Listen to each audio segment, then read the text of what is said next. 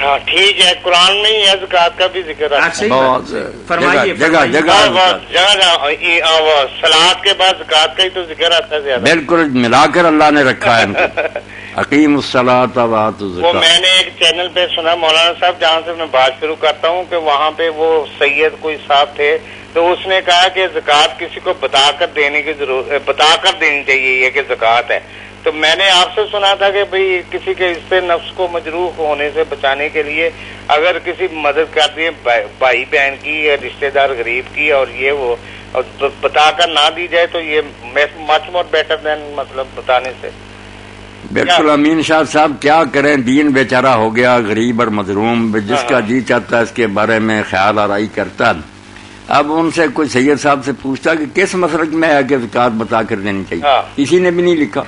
वो कहता है ज़कात होती नहीं इस तरह। नहीं, देते वक्त आदमी की नीयत होनी चाहिए, ये नहीं कि वैसे मैंने किसी को पैसे 10 रुपए दिए, बाद में कहा आप ज़कात देते वक्त पहले दिल में फैसला हो कि ज़कात दे रहा हूँ, अपना जो है ना इरादा होना चाहिए, किसी को बताने की जरूरत नहीं, किसी मसलक में नहीं बताना बेहतर क्या नहीं बेहतर है, जिक्र ही नहीं करना चाहिए। और सवाल करने वाले कह रहे थे कि मैंने बताया नहीं है ज़कात है, लेकिन मैंने दिल में रखा कि ये ज़कात के पैसे दिए हैं, तो वो कह रहे हैं आपकी ज़कात देने का अमल जो है ना वो ठीक नहीं है, नहीं आपने ज़कात नहीं दी, आपने खराब की है। नहीं, बिल्कुल गलत कहते हैं, किसी को बताने की जरूरत नहीं। ये तो बात हो गई, क्लियर होगी, फिर इंशाल्लाह ताला हम इस तरह ही हमारे ज़हन में नहीं, खामोशी से।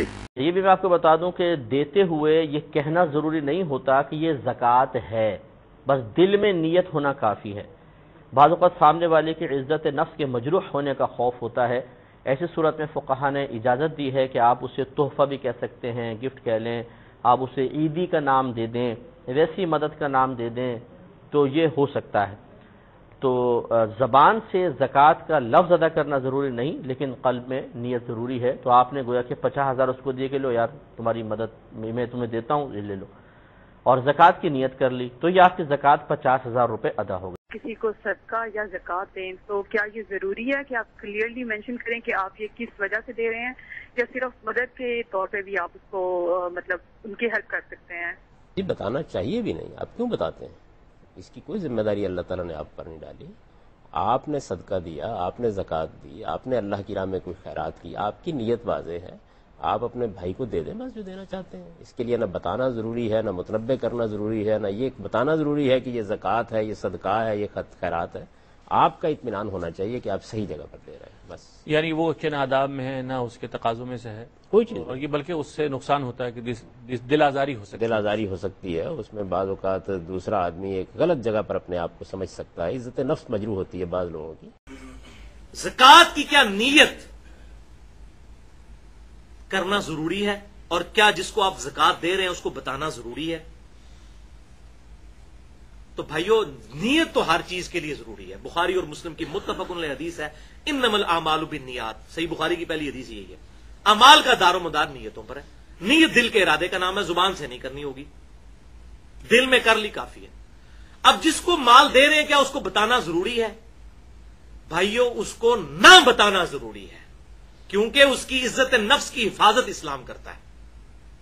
अगर आपको ये कन्फर्म है इसमें ज़कात लगती है, अब आप उसके इंटरव्यू नहीं करेंगे, आप उसको ज़कात दें, और ये भी ना कहेंगे ये ज़कात का माल है, किसी भी तरीके से उसको गिफ्ट करके दे दें, ताकि उसकी इज्जत नफ्स की हिफाजत रहे और रियाकारी भी ना हो। रियाकारी से भी बचना चाहिए। अच्छा, इस हवाले से सूरतुल बकरा की आयत नंबर 262 से 266 तक पूरी डिटेल है, एक सफ़े की तकरीबन ये आयात है कुरान पाक में, आप पढ़ लें 262 से 266 तक, कि अल्लाह तबारक व तआला ने इरशाद फरमाया कि वही सदका अल्लाह ताला कबूल करता है कि जिसको सदका और खैरात करने के बाद किसी पर एहसान ना जताया जाए।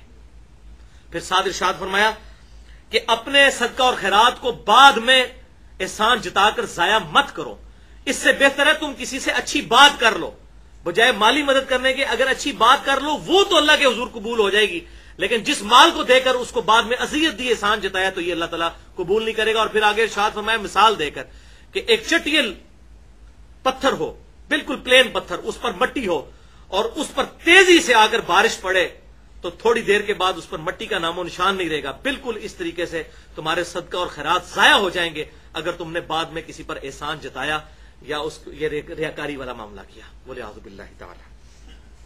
اور مسند امام احمد میں حدیث ہے انٹرنیشنل نمبر کے مطابق 17,180، مشکات میں 5,231 نمبر، کہ آپ صلی اللہ علیہ وسلم نے ارشاد فرمایا جس نے دکھلاوے کے لیے نماز پڑھی اس نے شرک کیا، جس نے دکھلاوے کے لیے روزہ رکھا اس نے شرک کیا، اور جس نے دکھلاوے کے لیے صدقہ اور خیرات کیا اس نے شرک کیا۔ استغفر اللہ۔ اور صحیح مسلم کی حدیث بڑی مشہور حدیث ہے انٹرنیشنل نمبر کے مطابق 4,923 کہ قیامت والے دن اللہ کے حضور ایک شہید، ایک قاری اور ایک سخی کو پیش کیا جائے گا۔ اللہ تعالیٰ کہے گا شہید سے میں نے تجھے اتنی اچھی صحت دی تھی، تو نے دنیا میں میرے لیے کیا کیا؟ کہے گا یا اللہ تیرے لیے میں لڑا اور شہید ہو گیا۔ اللہ تعالیٰ فرمائے گا تو اس لیے لڑا تھا کہ لوگ تجھے بڑا بہادر کہیں، لہذا لوگوں نے تجھے بہادر کہا، تجھے دنیا میں ہی اپنے اعمال کا اجر مل چکا۔ پھر قاری کو، عالم کو اللہ تعالیٰ بلائے گا، وہ کہے گا یا اللہ میں نے تو بڑی دین کی خدمت کی تھی، تو اللہ تعالیٰ فرمائے گا تو نے سب کچھ اس لیے کیا تاکہ لوگ تجھے کہیں بڑا عالم فاضل ہے، لہذا لوگوں نے بڑی تعریف کی تیری، بڑے بڑے لگایا جناب زبدۃ الفاضل اور شیخ المحدثین اور شیخ جو ہے وہ قرآن، یہ ساری چیزیں تیری بڑی خواہش تھی نا، لگ گئی تیرے مرنے کے بعد بھی، حافظہ اللہ اور رحمہ اللہ اور جناب دامت برکاتہم العالیہ اور پتہ نہیں کیا مدہ ذلہ عالیہ، پتہ نہیں کیا کچھ، تو یہ سارا کچھ اتنے ٹائٹل جو تو ہیں تغمے لے چکا ہے نشان حیدر کے دنیا میں۔ اور اسی طریقے سخی کو بلایا جائے گا کہ یا اللہ میں نے تو اتنا تیری مال میں خرچ، تیری راہ میں خرچ کیا، میں نے تو مسجد میں جب ٹوٹیاں لگوائی اس کے اوپر باقاعدہ پلیٹ لگوائی تھی کہ یہ میں نے لگوائی ہے، اب بھی تجھے یقین نہیں آیا یا اللہ؟ اللہ تعالیٰ یہ ان بریکٹس ہے۔ اللہ تعالیٰ فرمائے گا یہ سب کچھ تو نے اس لیے کیا کہ لوگ تجھے کہیں بڑا نیکوکار ہے، اور لوگ باقاعدہ اعلان کرواتے ہیں جی یہ فلانے چودھری صاحب نے دیتا ہے، جی یہ دس جی ملک صاحب نے دیتا ہے، جی مرزا صاحب نے دیتا ہے، فلاں صاحب نے دیتا ہے۔ تو اللہ تعالیٰ فرمائے گا تیری دنیا میں بڑی تعریف ہوئی کہ بڑا سخی تھا۔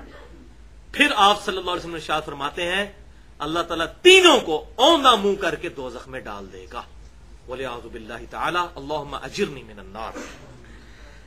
صحیح مسلم میں ایک اور حدیث ہے 6543 کہ آپ صلی اللہ علیہ وسلم نے فرمایا اللہ تعالیٰ تمہاری شکلوں اور مال کو نہیں دیکھتا بلکہ دلوں اور اعمال کو دیکھتا ہے۔